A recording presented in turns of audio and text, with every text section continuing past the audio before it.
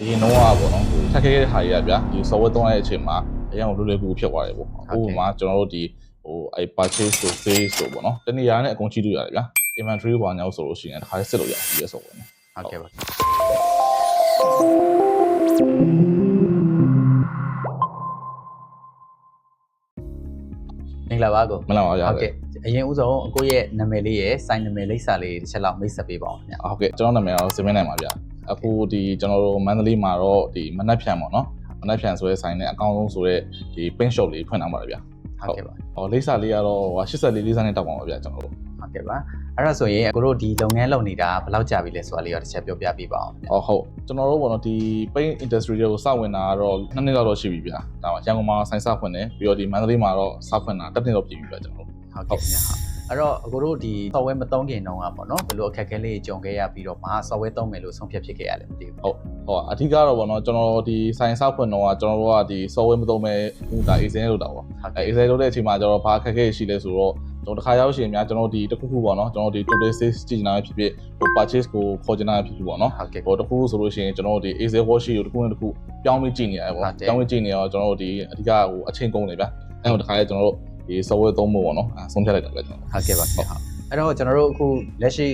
local မှာဆိုရင်လည်း software company အများကြီးရှိရပေါ့နော်အဲ့ဒီထဲမှာကျွန်တော်တို့ IT Star ရဲ့ EPS Enterprise Software ကိုဘယ်လိုအချက်လေးတွေကြောင့်မလို့ရွေးချယ်ပြသွားလဲအဲ့ဒါပြောရမယ်ဆိုရင်ပေါ့နော်ကျွန်တော်အဓိကတော့နှစ်ချက်ပေါ့တော်တော်ကိုပြောရရင်တော့ marketing ကောက်လို့ပေါ့ကျွန်တော်ဟုတ်ကဲ့ပါကျွန်တော်အစဒီ monthly ဆိုင်မှာကျွန်တော်တို့ကဟိုသုံးဖို့စီမရှိဘူးပြန်ရိုးတန်းကို manual တောင်းရပေါ့ဟုတ်ကဲ့ပါအမေဒီ marketing ကအမမတ်စုတန်မြင်ကအဲ့ဒီတော့လာပြီးရှင်းပြရပေါ့နော်ရှင်းပြတဲ့အချိန်မှာသူရှင်းပြတဲ့အချက်တွေကလည်း EPS ကလွယ်ကူတွေရွေးရှင်းတယ်ဒီမိုလေးကလည်း300ကျွန်တော်3ချက်အဆင့်ကြီးပေါ့နော်ဒီတခြားဟာတွေနဲ့လည်းရှင်းကြည့်တော့ value for money လေးဖြစ်တယ်ပေါ့အဲ့မှာတခါလဲသုံးဖို့အတွက်ရေးချက်ပြရတယ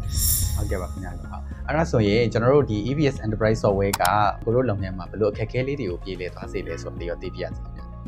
အဓိကတော့ချိန်ကုန်တက်တာလေပြီးတော့နောက်တစ်ခုကကျတော့အရင်တော့ပေါ့နော်ဟိုဖြတ်ခဲတဲ့ဟာတွေကဗျာဒီ software သုံးရတဲ့အချိန်မှာအရင်ကလွယ်လွယ်ကူဖြစ်သွားတယ်ပေါ့ဥပမာကျွန်တော်တို့ဒီဟိုpurchase ဆို sales ဆိုပေါ့နော်တနေရာနဲ့အကုန်ကြည့်လို့ရတယ်ဗျာ inventory ဘာညာဆိုလို့ရှိရင်တစ်ခါလေးစစ်လို့ရတယ်ဒီ software နဲ့ဟုတ်ကဲ့ပါခင်ဗျာအဲ့ဒါဆိုရင်ကျွန်တော်တို့ဒီ EPS Enterprise Software မှာဆိုရင် feature လေးကိုအခုတို့အနေနဲ့ပို့ပြီးတော့ဒီအကြိုက်နဲ့သုံးဖြစ်မလဲခင်ဗျာဟုတ်ကဲ့အဓိကတိုက်တယ်နှစ်ချက်ရှိရဗျာနံပါတ်1ချက်ကတော့ကျွန်တော်တို့ကဘာလို့ဒီ paint industry ဖြစ်နေတဲ့အတွက်တစ်ခါကျတော့ရှိမှာเนาะကျွန်တော်တို့ကဒီ customer တွေကိုဟိုတခု percent နေ shop ပေးရရှိတယ်ပေါ့အဲ့ချိန်မှာကျွန်တော်တို့ဒီ sales invoice မှာဆိုလို့ရှိရင် EPS ကဗျာအမျိုးမျိုးပြင်လို့ရတယ် invoice မှာအဲ့အတွက်ကျွန်တော်တို့က300လွယ်ကူတယ်အဆင်ပြေတယ်နောက်တစ်ချက်ကကျတော့ဗာလဲဆိုတော့ကျွန်တော်တို့ဒီ super user ပေါ့เนาะခိုင်နားတဲ့လူတွေအနေနဲ့ကျွန်တော်ကဥပမာအိမ်ကဒီနေ့အလုံးမလာပြဘူးအိမ်ကနေဆိုလို့ရှိရင်တော့မှအိမ်ကနေပြီး online နဲ့ပေါ့နော်ဒီကနေပြီးတော့ဒီနေ့ဘာရောင်းရလဲ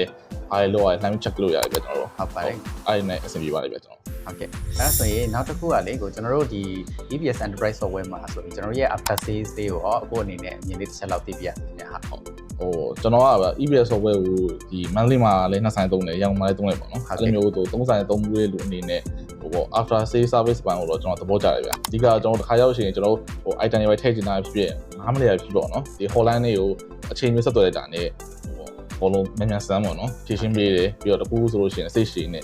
ကူညီပေးတယ်ပေါ့ကျွန်တော်ဟုတ်ကဲ့ပါခင်ဗျာဟုတ်အဲ့တော့အခုတို့ဒီ software ဝယ်ယူပြီးရဲ့နောက်ပိုင်းမှာဆိုရင်လည်းပဲကျွန်တော်တို့ training လေးပေးတယ်ပေါ့နော်ဟုတ်အဲ့ဒီ training ပေးတဲ့ပုံမှာရောအခုအနေနဲ့ခံစားချက်လေးတစ်ချက်လောက်မျှဝေပေးပါအကုန်လုံးကပေါ့နော်ဒီ training သင်ပေးတွေအားလုံးကတော့စိတ်ရှည်တယ်ပေါ့နော်ပြီးတော့စိတ်ထဲမှာဘယ်လိုရမလဲကိုလုံးတဲ့နယ်ပယ်အပန်းကိုကျွမ်းကျင်တယ်လို့ခံစားရတယ်ဗျဟုတ်အဲ့တော့ဟိုသင်ပေးတဲ့နေရာမှာပေါ့အသေးစိတ်လေးရှိရလားခင်ဗျာဟုတ်အသေးစိတ်သင်ပေးရဗျအဓိကတော့ပေါ့နော်ကျွန်တော်တို့ကဒီ item တွေထည့်ရဖြစ်တော့ကြောင့်မို့လို့ဒီ item တွေတစ်ခုချင်းစီပေါ့နော်ကျွန်တော်တို့မှာဆိုရောင်းရ item တွေများတယ်ဗျများတော့item တွေတစ်ခုချင်းစီကိုလေသူကဟို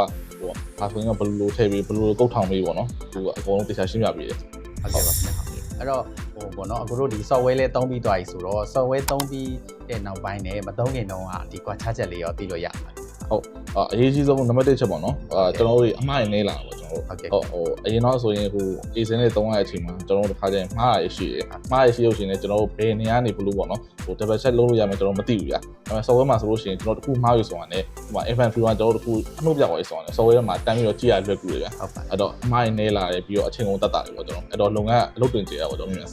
ဟုတ်ကဲ့ပါခင်ဗျာဟုတ်တခါမှမတော့တဲ့ user တွေကိုရောအခုအနေနဲ့ဘယ်လိုမျိုးအကြံလေးပြုပေးနိုင်မလဲခင်ဗျာဟုတ်အဓိကတော့ပေါ့နော်ဟို software မသုံးဘူး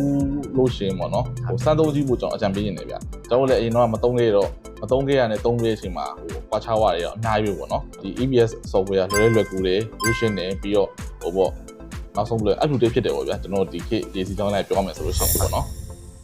ဟုတ်ကဲ့ကျေးဇူးတင်ပါတယ်ခင်ဗျာအခုလိုမျိုးအချိန်ပေးပြီးတော့ဖြေချပေးရဲ့အခုရောမနှက်ပြန်ပိတ်ချော့အဖွဲ့သားအားလုံးရောကျွန်တော်တို့ကျေးဇူးအထူးပဲတင်ရှိပါတယ်